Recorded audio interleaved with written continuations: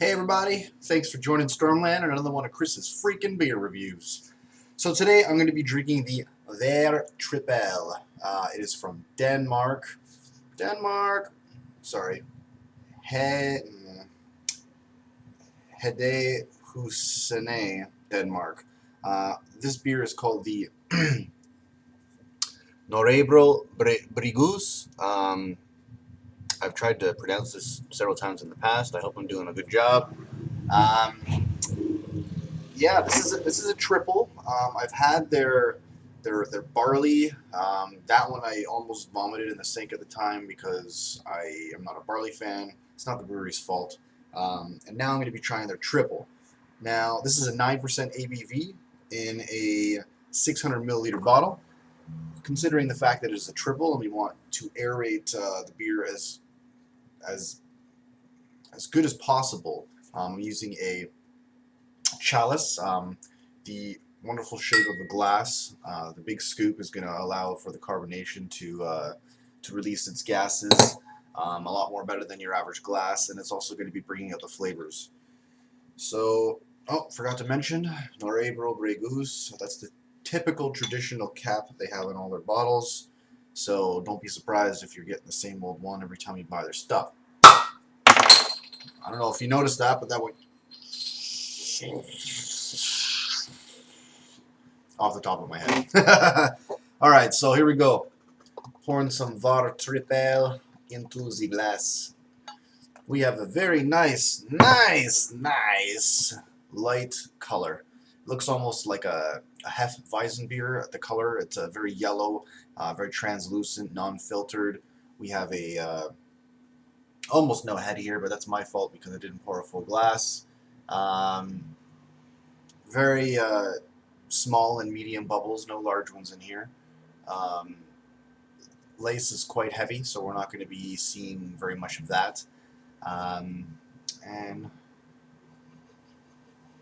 it's strange because I get this kind of I said this with the last triple I had yesterday, but I get this like lake water aroma from this beer. A little bit of sweetness now.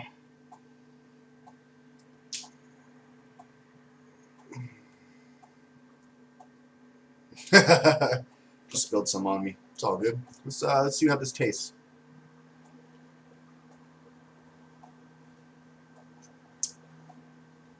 Well, you know what? There's a lot of flavor in this. Very, very delightful. Getting a lot of citrus flavors in there, and you're getting some fruitiness in there. When I say fruitiness, I don't mean that I'm saying that this tastes sour or sweet, even though we know that there's a lot of sugar in this. But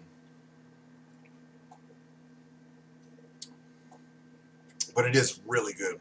I mean, it's got this flavor to it that stands out amongst almost all other triples that I've had.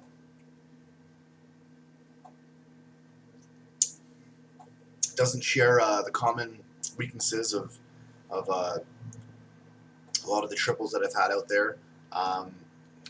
Now, again, when I try to explain that, I want to reiterate, triples are great, and they're almost all good. But when I don't like them, it's generally because the odd few of them have too much carbonation in them, and they have a more blander approach with the flavor. This, not bland whatsoever in the taste. You're getting the full flavor all over the whole palate, and the carbonation is far from being too much.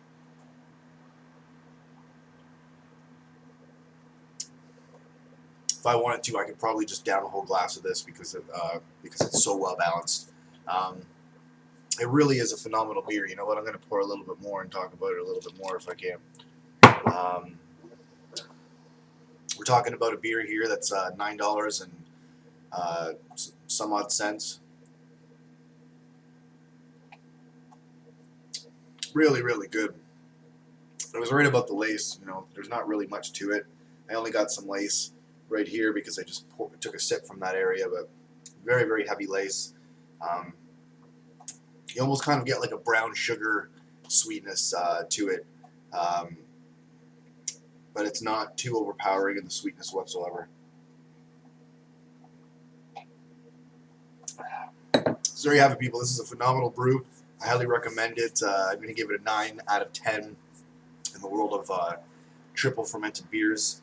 It's very, very good. I'd recommend it to anyone who's willing to try a triple fermented beer for the first time.